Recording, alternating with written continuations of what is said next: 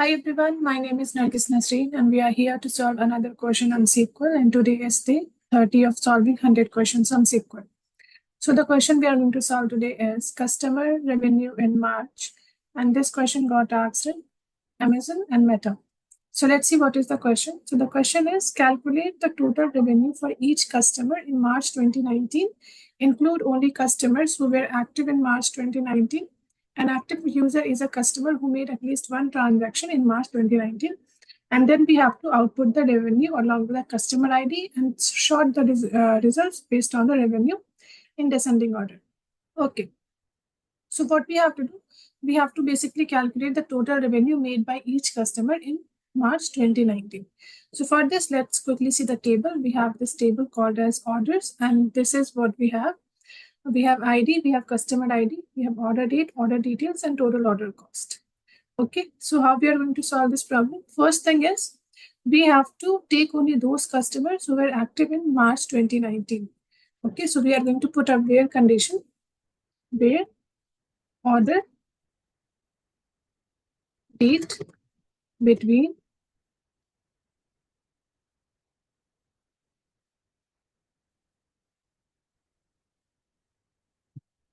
first of March and 31st of March. Okay, let's run this first. Okay, now what we have to do, we have to select customer ID and total order cost, because that is going to give us the revenue made by each customer. Total order cost. Let's run this.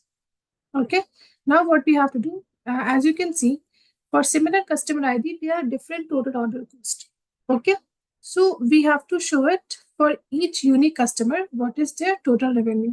So what we are going to do, when we have to find something unique, what we do group by. So we are going to do group by on customer ID. And then we are going to do sum of total order cost. So this is going to be revenue. Okay, let's name this as. Okay, now we have to do what? We have to order by revenue in descending order. Okay, now let's run this. Yeah, so we are getting this. So I think we have reached the end of the query. Now let's see the expected output. We are getting similar result in expected output as well, as you can see. Okay, so now let's submit it. And our solution got submitted.